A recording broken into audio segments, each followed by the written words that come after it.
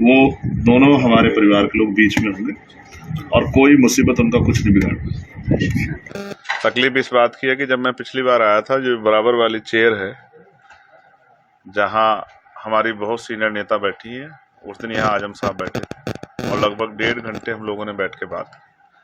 बहुत सारी तकलीफें जिस तरह के अपने परिवार के बेटे को, भाई को बताई जाती है, इस तरह से उन्होंने मुझसे शेयर की थी। मुझे इस बात की तकलीफ है कि आज वो अभी हमसे दूर हैं, दुख के पलों में, लेकिन मैं जिम्मेदार हूं।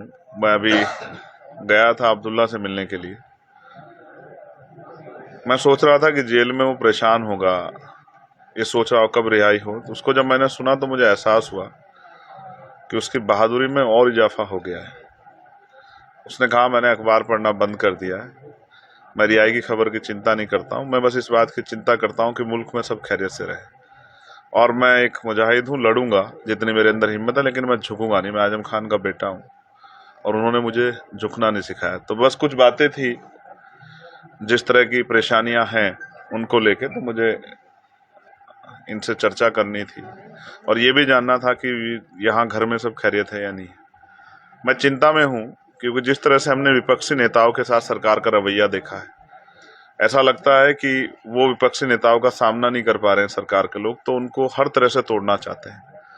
मुझे परेशानी इस बात की है कि जो कोर्ट द्वारा जो चल रहा है उसको तो हम लड़ लेंगे, लेकिन जो बहुत सारी साजिशें हो रही हैं, जिनको ऐसा लगता है साजिश करने वाले को कि हमें खबर नहीं है, लेकिन मैं साजिश करने वालों को बताना चाहता हूं कि हमें उनके द्वारा की गई हर साजिश की जो है खबर है और हम हर उनके का जो एजेंडे हैं, हथकंडे हैं, सब पे नजर रखे हुए हैं।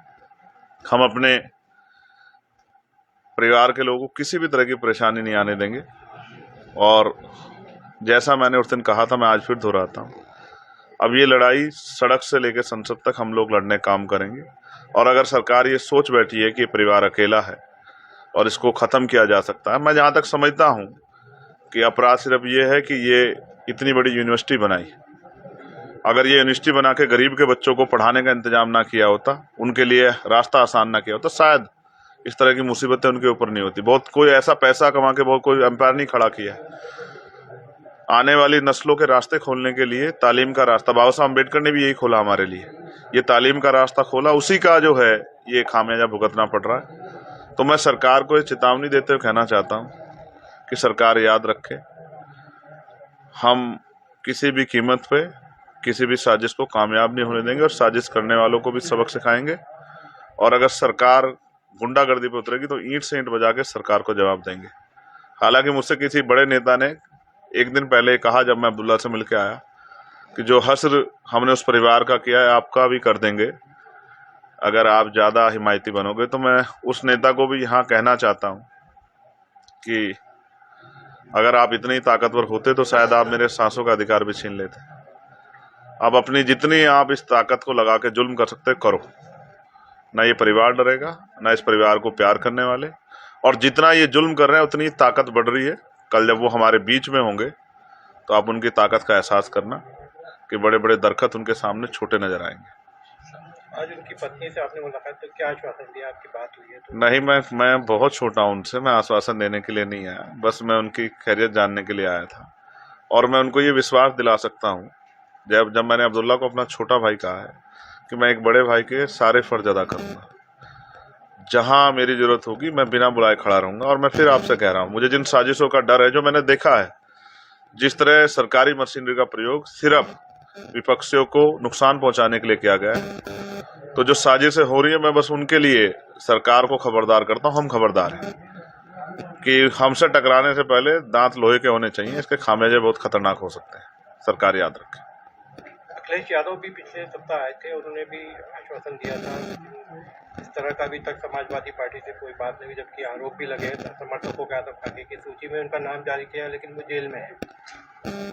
मैं अखिलेश साहब पे कुछ ज्यादा नहीं कहना चाहता। वो अपनी ड्यूटी कर रहे हैं और मैं अपने रिश्ते निभा रहा हूँ। और मैं जब रिश्ते निभाता हूँ तो आखिरी दौर तक निभाता हूँ। जब मैं हाथ पकड़ता हूँ तो छोड़ता नहीं। मैं अब पार्लियामेंट का सेशन आएगा, मैं सड़कों पे भी दिखाऊंगा कि किस तरह से हक की लड़ाई लड़ी जाती है। नाइंसाफी के खिलाफ, और पार्लियामेंट में भी आपको सुनने को मिलेगा। मैंने पार्लियामेंट में आवाज़ उठाई थी, अगर आपको याद हो, कि आजम भाई पे जो जुल्म हो रहा है वो जुल्म हम लोग स्वीकार नहीं करेंगे। और उनका अपराध ये था कि उन्होंने यूनिवर्सिटी बनाई थी। तो शिक्षा के रास्ते बंद करने वाली सरकार सुने कि यूनिवर्सिटियाँ भी बनेंगी और बड़ी बड़ी बनेंगी और आपके सामने बनेंगी। आपके सीने पे सांप लौटता हो तो लौटे, हमें फर्क नहीं पड़ता है। आज अखिलेश यादव ने बयान दिया कि उत्तर प्रदेश सरकार और दिल्ली सरकार में जंग चल रही है। मेरे पास इतना समय नहीं है कि मैं इन सरकारों पर ध्यान दूं, मुझे मेरे लोगों की चिंता। चंद्रशेखर जी इससे पहले भी आ चुके हैं यहाँ, आज भी आए थे, और जाहिर सी बात है जिस परेशानी के दौर से हम और हमारा परिवार गुजर रहा है उसमें वो हमारे साथ हैं, सड़क से लेकर संसद तक। अभी वो अब्दुल्ला आजम से मिलने गए थे, उसके बाद भी उन्होंने बड़े बयान दिए थे। जी, उन्होंने सिर्फ बयान ही नहीं दिए हैं बल्कि उन पर वो अमल भी करते हैं, जहाँ तक मैंने अभी तक अंदाज़ा लगाया।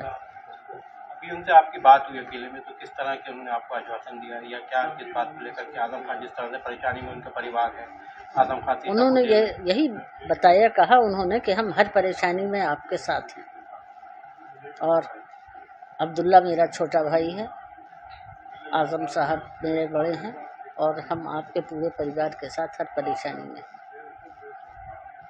इससे क्या आप चंद्रशेखर को कोई राजनीतिक से नहीं मानते? नहीं, राजनीति से प्रेरित बिल्कुल नहीं है, इसलिए कि इससे पहले भी हमारे यहाँ आ चुके हैं और इससे पहले वो संसद में भी आवाज़ उठा चुके हैं।